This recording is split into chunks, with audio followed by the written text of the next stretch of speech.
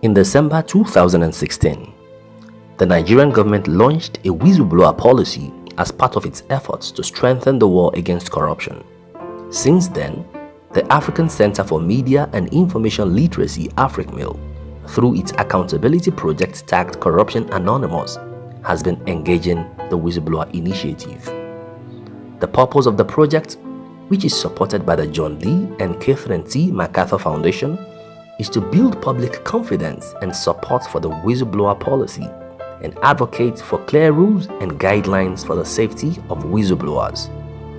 To achieve the aim of sensitizing the public about the whistleblower policy, AFRICMIL held the first in a series of town hall meetings with stakeholders and the public on February 20, 2018 in Kano, Northwest Nigeria. In his welcome address, the coordinator of AFRICMIL, Mr. Chido Onuma, who was represented by Mr. Abdulaziz, said the meeting was part of programs lined up to spur citizens to play their roles in tackling the menace of corruption in the country. It is a duty for every citizen to participate towards making this country great, and we cannot make this country great without participating in the process. Mr. Mohamed Issa, representative of the Director of the Presidential Initiative on Continuous Audit, PICA, urged Nigerians to support the fight against corruption using the whistleblowing opportunity. More especially during this political era, whereby Kano has become a pointer. Please, we shouldn't let this corruption fight come down. We shouldn't be sentimental in terms of our choice. We have to see that at least we have the good leaders that will give us the political will to continue what Mr. President has done. The Director General National Orientation Agency, Dr. Garba Abari, urged Nigerians to own the war against corruption, describing it as a fight for the survival of the country. He noted that the poor, who are the majority of the country's population, are worst hit by the effects of corrupt practices. That school roof which has not been fixed, that road that has not been made or constructed, those pensioners who keep dropping dead on our streets after putting all their activities in public service and are not being paid pension entitlements.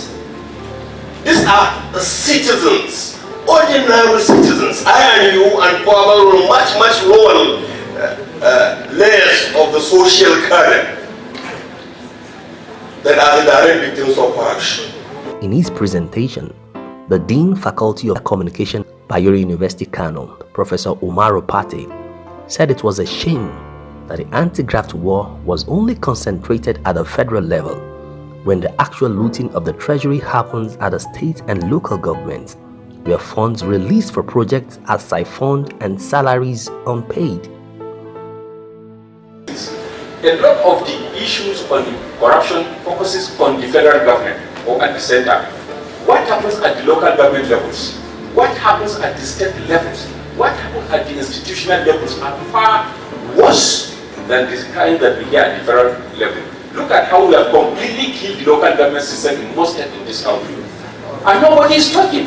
And monies every month are being released from the federal government to the states, to the local governments. Who is honoring the money? There is never a month when one local government did not receive its subvention for the state. Yet salaries cannot be paid. Yet projects cannot be undertaken. Yet nobody is talking. So we only talk about what happens at the federal level. We only hear federal ministers and some few governors being mentioned. But what do we see at the local level? What do we see in our institutions? where monies are collected for several purposes, at the end of the day, nothing happens. Similarly, the former Dean, School of Communication, Lagos State University, LASU, Professor Lai Osho, berated the Nigerian judiciary for not genuinely supporting the anti-graft war. He said it was unfair that the Economic and Financial Crimes Commission (EFCC) was made to prove the guilt of accused persons rather than making suspects explain how they got their loot.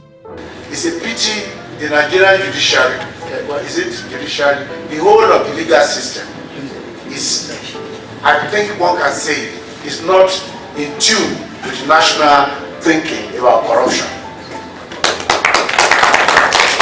I don't know what to be done. I think the government must go back and look at the FCC Act.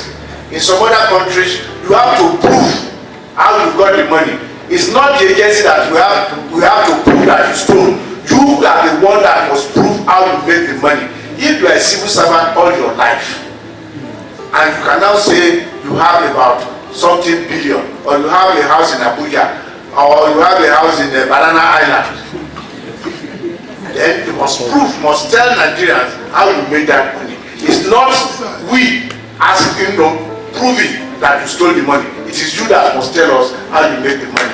So the government must go back and look at the legislations, covering anti-corruption in this country. Mr. Zayan Dan Musa, the representative of the acting chairman of the Independent Corrupt Practices and Other Related Offences Commission (ICPC), said the fight against corruption was not a fight to be left for anti-corruption agencies alone. He noted that ICPC had established anti-corruption and transparency units in every ministry, department, and agency to strengthen the fight against corruption. What we are saying here is everything is about information. So any report that is being received by the commission is subject to investigation, whether orally or in writing. And this section empowers individual citizens to report any case of attempt to commit or any actual commission of the offense as regards to corruption. Participants and stakeholders at the town hall meeting also expressed their views about the challenges of the whistleblower policy. Our president described corruption as the greatest form of human rights violation. Why did he say so? Because in Nigeria, you, me, and every other person you might think of suffers corruption. We have mineral and natural resources, so I don't think why we will live in poverty. We also need to carry along citizens because the seeming crisis that you find, in the anti-corruption sector is also loyalty matters. You could clearly see that yes, there is a disagreement between the EFCC and the DSS. You could clearly see that okay, there are disagreements between the Federal Minister of Finance as to the question of the 10% that was promised to Nigerians, whoever disclosed this. There is also seeming between the Federal Minister of Finance and the EFCC as to who is responsible.